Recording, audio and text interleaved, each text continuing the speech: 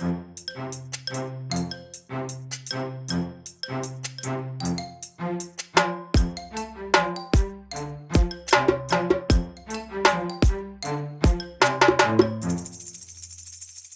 warm welcome back to the Information Security Stack together with me, Daniel Gustafsson and Kim Hindart. Hubba. Kim, we've been asked to clarify a thing. Yes. Again. We have actually clarified this before, but we're going to do it again because the clarification needs another clarification, and that is concerning data transfers within GDPR to a third country. Yes. And in this particular case, just because most, if not all discussions, especially in Europe and Sweden, is regarding Microsoft or American services. Let's frame it to American services. Hyperscalers, we have three big Hyperscalers in the US, exactly. So, where do we begin? Because... Yeah, let's just say that GDPR has a special chapter, an entire chapter of 11 chapters. One chapter is only about transfers of data to a third country. And yeah, okay, let's start with the most obvious then. Have they ever in the law actually defined what is a transfer of data? No. Unfortunately not. And this is a bit of a critique to EU and EDPB and everyone else involved with the creation of this law. It was very, very fuzzy when it first was released, and it opened up the floodgates for your own interpretation.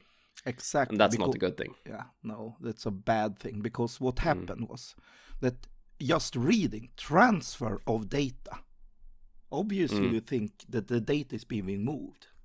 Yes. Data is being shifted somewhere. So the most obvious, the most logical sense of things is that if I store data on servers within Sweden or within a European country, I don't transfer the data to a third country. No. But that's not the definition by the law in itself. And here's a big critique. You had a lot of definitions. You could have defined this, that constitutes an entire chapter. You could have defined the first thing in the chapter a bit more clearly, I think. But from an EU perspective, now finally, EDPB, that is the European privacy organization, so the European Data Protection Authority, have finalized and set what does transfer according to GDPR actually mean. So don't think of a network transfer now. Don't think technical. No. This is the legal definition of transfer of data to a third country. And that is when personal data is made available outside the EU, EEA. Made available. Yes. So this is important. Because do you process personal data that someone outside EU has access to? Is a question here. And that's important. It's made available. So even if data is stored within a European country, if someone outside has access to that data, then it also constitutes transfer to a third country. So, and they say that this is permitted in some cases, but the rules are strict. And that's the obvious part. So that's where we're over. But of course, if I were a hyperscaler and had data centers within the Europe, I would, of course, challenge this and claim this is not a transfer. Obviously, the data is stored within Europe. Everything is fine. Just go ahead. We can skip the entire chapter that says there's special rules for transferring to a third country. That doesn't apply to us because we have. And just to be very, very clear, no, that absolutely applies. Because if you use a processor, and this is where we talked about controls and process, but if you use a processor, or if you use that lists an American or entity or corporation as a processor, then this constitutes transfer of data. Yeah. So just that administrators from a US company has access to the data means it transfer of data. So it, regardless where it's stored, where it's saved. Of course, if I actually save the data on a server outside Europe, that's also a transfer. Well, of course, but that becomes more transfer. bluntly obvious. I mean, the discussion currently is ongoing that, well, if you have a data center, let's say in Sweden or in Germany or in France, you are in Europe, right? The data is stored there, and that's been the confusion. Well, if we store the data in Sweden, what's the problem, right? And here's the interpretation, the own interpretations of this law and of this text.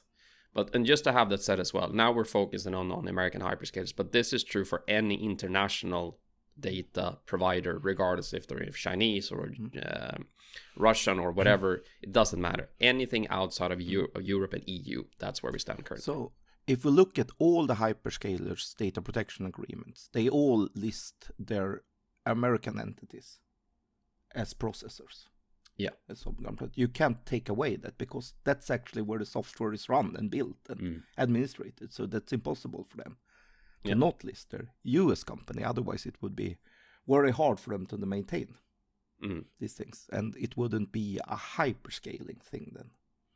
But that's their main tricky part. So, okay, let's say that EDPB has finalized that, yes, having them on a list as a processor means that you transfer data to a third country. Okay, now the entire Chapter 5 of GDPR applies. And this is also a tricky part, because there's a lot of lobbying that says, but of the other 11 chapters, we solve all the other except Chapter 5 really, really great. That, of course, means that we should be able to skip Chapter 5. Yeah, no, we're compliant because we do everything else but Chapter 5 really well. No, unfortunately. 99 articles in GDPR and everyone applies. Yes. If you break one of them, you break the law still. Yeah. But consider this, that if you have a lot of traffic, you have a lot of traffic rules in every country. Yep. If you run over the speed limit, you break one of the all. And then you can say, but I ran over the speed limit. Yes, but my car is well insured and I had my seatbelt on. Yep. Then it's okay to run over the speed limit. Oh, you break one of them, then you break. So unfortunately, even if there's a lot of articles, you need to follow all of them. So that's also something with. So you're still illegal if you do. Huh? So what has happened then? Yeah, the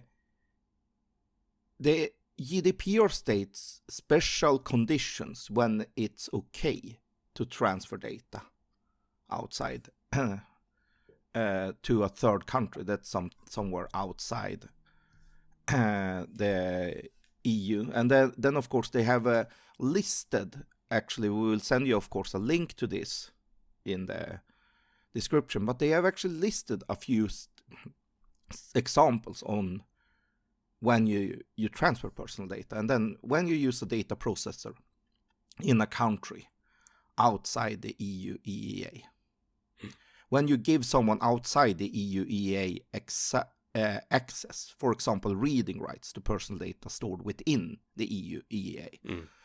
So yes, and this has been finalized now by the EDPB. So this is not, even though some will challenge this, no, this is not in a dispute. You will be found guilty in a court of law if you do this and say you can't claim this is not a transfer. Yes, it is in the legal meaning.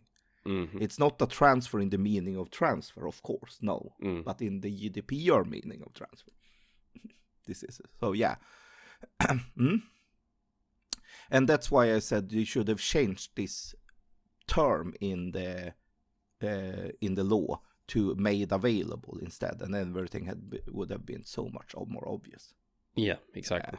Okay, but anyway, then there is special conditions that makes it that allows this to happen, and then the EU Commission has set and listed a few third countries outside the EU that they have deemed at large have general adequate level of protection. That means that if you put your data in a server in one of these countries and you have a solid data protection agreement, the same as you would do within the European Union, they have deemed that the data have the same level of protection as if it would have been within a European Union. And this is, of course, just up to the legal system, up to the system. Not all nations on Earth are unfortunately the same. No, we don't have the same legal standards. No, unfortunately not. That would have been nice, but that's not the case, is it now? So this is so they have actually gone through a process and investigated a lot of countries and listed them and says, if you have an adequate agreement, as you should, you can handle these countries in the same manner as you would a EU country or a supplier within EU. And then case closed, done. You have resolved Chapter 5 in an adequate manner. So that's okay. Even though it's a transfer to a third country, some countries are on the list that have adequate level of protection. And then it's apply all the rest of the GDPR and you're safe, so to speak. The same as you would do. So you don't need to think about that anymore. And there's a good list. Just a clarification though, Kim, meaning those countries are listed as companies from these countries, correct? No. Because that's the discussion we're currently having with, for instance, Microsoft or Google or Amazon when they put data centers in Scandinavia. That's, I mean, it's still considered a third country transfer. Yes, because they have administrators outside of Europe. They have administrators outside of Europe. So if you only have administrators within these countries, for instance, Japan is listed as a country. Yes. So if you run administrators from Japan, then it's okay. Only. Yes. Yes, and that's the key. That's the key point. There can't be anything else. Also, there needs to be only. Yes. Administrators. Yes. Hence, that would actually fix the issue in Scandinavian Europe as well. Exactly. Right? So that's not a problem. If Microsoft were to say it's only the Microsoft Swedish entity that's and only stages in Sweden that has access and nothing else, that would fix a lot of stuff for Microsoft as well. For sure. But as we've talked earlier, this is not within their business case.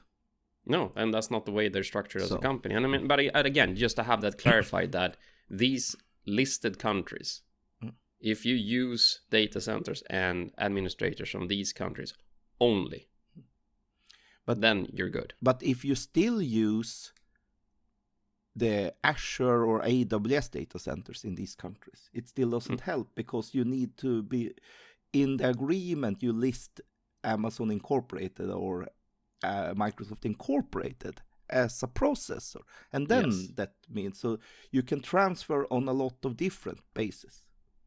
And this, I believe, is where the biggest confusion comes in.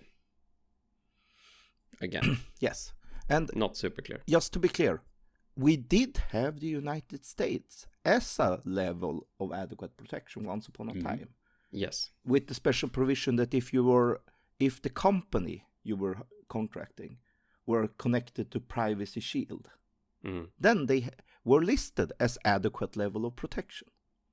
That fell due to the European Court. And this is also important to know. We used to have the United States listed as an adequate country before. First it was called Safe Harbor, then it was called Privacy Shield. Both of them fell. And both of them fell. And this is an important part when we will discuss internet a bit later on, because this causes all sense of trouble. And the people were prepared to do this. But it's still important to know. It fell, and it has nothing to do with these companies being bad. No. It has to do with the legal system in the United States being bad. And that's a really, really different story, and it's messed up to start with. Yeah, so it's literally not the provider's fault in itself. It's the legal system they fall under which causes the issues. And here is the debate between EU and the US currently, right? Yes. So, but just to be clear, not all transfers are illegal by no means at all. Of course, you can do this, but you don't have the sweet, easy way to do it when we're talking about countries that are not on the adequate list, because the adequate list, then that makes it simple. You can consider them just an extension of EU and then problem solved, and then you go ahead, because EU deems them that they have a court system, ruling system that doesn't lower the standard of data protection as you get within the EU. And important to know, United Kingdom, even though they left EU, are still on this list. Norway, Japan, you have Switzerland that's on this list. So yes, so they are just good to go ahead, but it's still considered a transfer to a third country. But yeah, okay. And I just want to also say that we link the documents, of course, which refers to the list that Kim is talking about right now as well, so you can read up on it later on if you want to. So, how do we then take appropriate protection measures if the countries we are talking about right now, it's not on this nice list? And especially with the hyperscalers, their US entities are not on this list. So, okay. Then they list personal data may be transferred to a country outside the EU EEA if you take appropriate protection measures. Yeah. And then the GDPR lists a good set of measures. And for private companies, you have two options. Binding corporate rules and standard contractual clauses. Standard contractual clauses is a standardized agreement the EU Commission has set out for you to make connections and set up appropriate protection measures with a country that's not on the list of adequate countries and not outside the EU. But here comes the big but. There must also be statutory rights and the possibility for the data subjects to complain about the personal data processing and have it examined by a court. This last thing is the thing that should be blown up in crazy, crazy fonts. Because that's the problem with the United States today. So you might see a big US company say, but we have standard contractual clauses. So now it's okay. Yeah. Now you can use those. And the answer is no, you can't. No contractual clauses. No mechanism is okay because they fail on the statutory rights. And this is due to the FISA. We've talked a bit about this, but the FISA court is a secret court that issues secret warrants where you as the defendant are not even allowed to participate. You don't even know. You don't even know that you're in the investigation. But the US has a legal practice where you say your rights is being monitored by us assigning a public defender to you. And this is not okay in any European method. They have a strict rule that you should always be able to defend yourself against anything. So, and this is literally the debate. That's the essence of the debate currently. And this is one of the major reasons why Privacy Shield fell.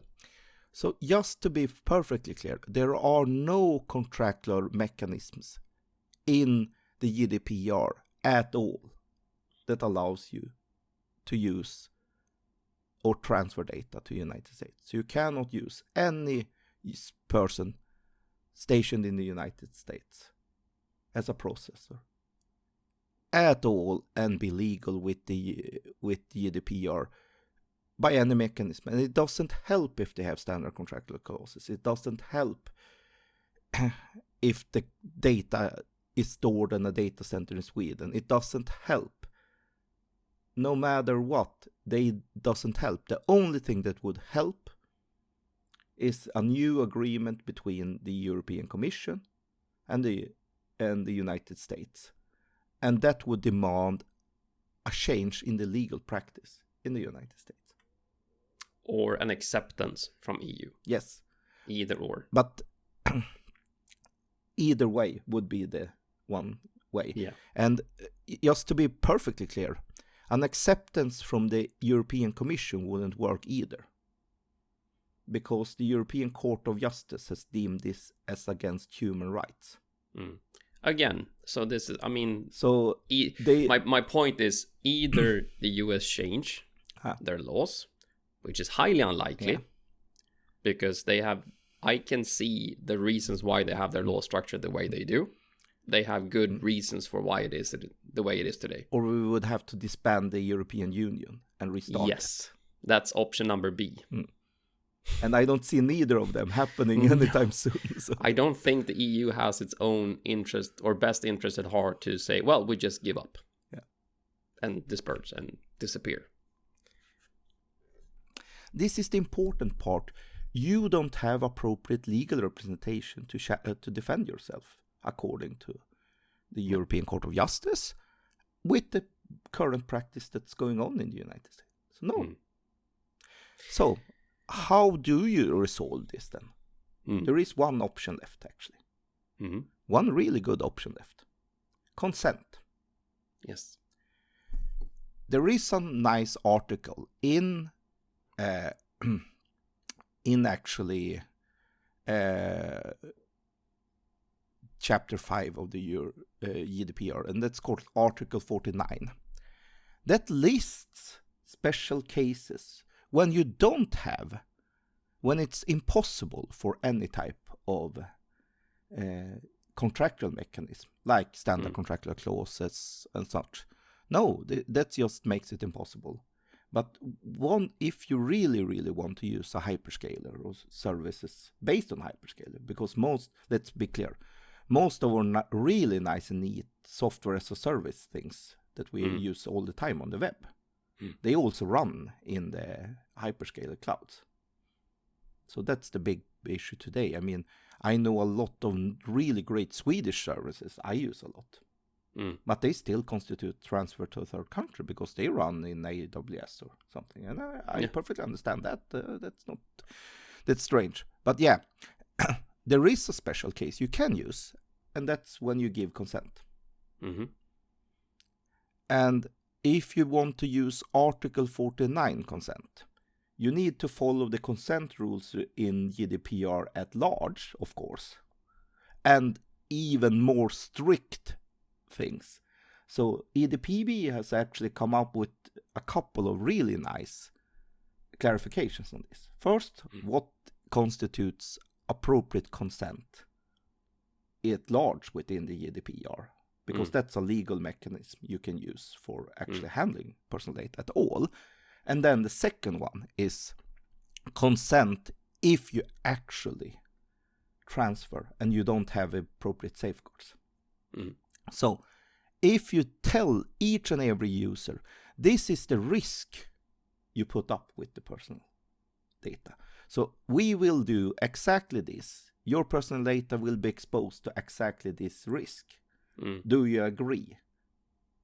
And have this on every single individual, unique living individual that you intend to have data. So of course, if you intend to store a database with millions of users, sorry to say, you will need millions of consents. And the consents need to be very explicit and they can be removed at any time. So this is also an important thing to know. But like, take an example. At our company, we are dependent on using a lot of US services. Yeah. A customer also comes and say, we want to have a meeting on Teams. How do I register on Teams without revealing personal data? It's impossible. Should I say, no, thank you, customer, we don't want to talk to you then, goodbye? That's not all. That's not an option, is it? That's not a very smart option either. No. So guess what? We might want to do that. That means that I have to get the consent from every single individual at the company and to get them to agree. So I have to explain the risk and say, are you okay with this? And they say, yes, I'm okay with this. Then it's okay. Then we can do it. Yep. So the only method working right now, I would say, it's a consent-based ones if you want to use the hyperscalers. So yeah, but they have actually opened for the opportunity to use this. So that's one thing. But it needs to be consensual. And so this is always the tricky part if you use a SaaS service that runs from a provider that uses AWS as their subcontractor, because in all the subcontracting trees, it can be tricky to gather the appropriate consent all the way, so to speak.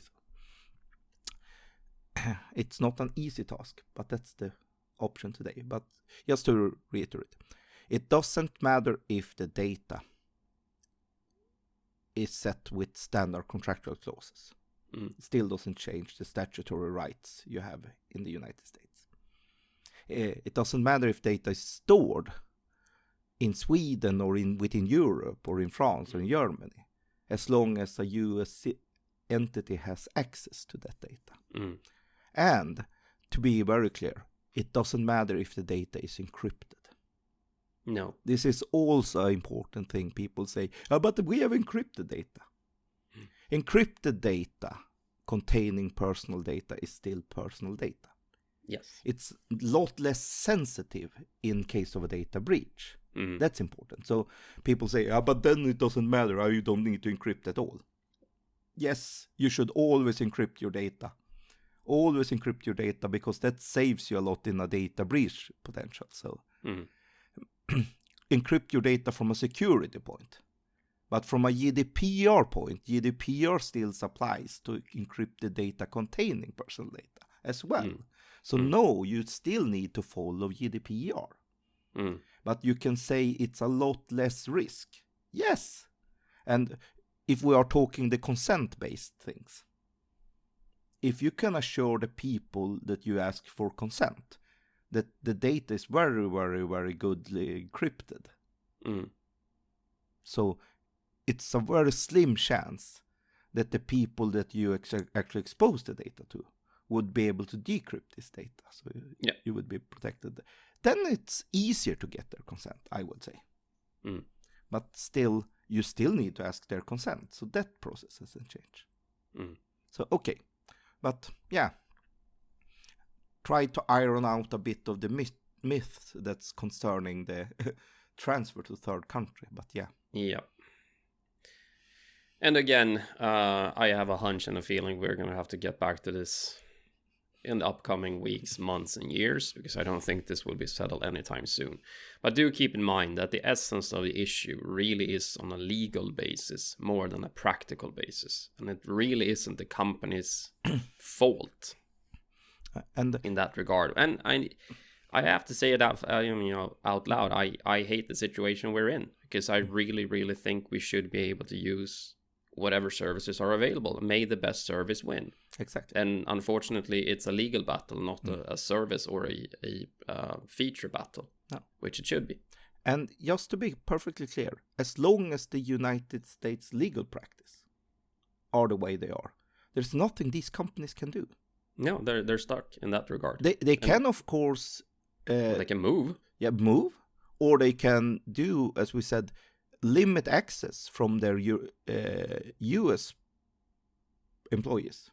Yeah. They can cut off and make isolated small islands with their services. But of course, that puts a strain on their organization and the way they're structured. And God knows, I mean, that's not an envious situation to be in either, right? Especially with the size that they are. Exactly. And that's not very hyper scaling as well. It's very isolated scaling then. Exactly. And then we start to isolate ourselves. And is that really what we want? So I perfectly understand, but that's the important part to note. These are the options they have, but as long as they are Americans, and it's hard for them not to be, sort of. So then, and also coming back to the situation we are in Europe, it's not America's fault. No. Stop blaming the Americans for this. It's not their fault. It's not the US company's fault. It's us in Europe. EU, you need to look yourself in the mirror and say, how do we solve our issue? Meaning, how do we get providers in Europe to start to exist with reasonably good services that can balance the market, because that really is the essence of the problem. And to a lot of government agencies and organizations now, that screams a lot, because they are in a especially precarious tricky spot now within Europe. Start buying European, and that helps. Yeah, that helps a lot. If you cry that there are the suppliers in Europe, but if you don't buy from European suppliers or prioritize buying from Europeans, sorry, there won't be any suppliers with you. No. they're not going to stick around and just have fun and be there in case of emergency for people, for companies when they when they end up in a bad situation which we currently are in. But this is us. This is EU's fault. We in Europe needs to understand that if in order for this to be sold in for the long term, we need European providers. And to Kim's point, we need to buy from European providers in order for European providers to be relevant. And of course, the European providers needs to be able to provide services that are good enough for customers to want to buy. Of course, may the best service win. Yes, exactly. But this big issue is, of course, we have companies that want to provide these type of services, but we do. They're not prioritized, and that's the sad part. Yeah. So because But again, it's a legal problem, not a technical problem, really. Exactly. And that's what we need to understand where we are currently. So that's that about that. Yeah. And again, we will need to come back to this, I assume, in the future as well. But if you have any questions, if you want to ask us anything, or if you want to read up on the documentations that we will link to this episode, you'll find them at citynetwork.eu/podcast. And you'll find us wherever you want in terms of social media platforms, YouTube, and wherever you find podcasts in your liking. So until next time, have a great week, have a great day. See you next time. Bye. Bye.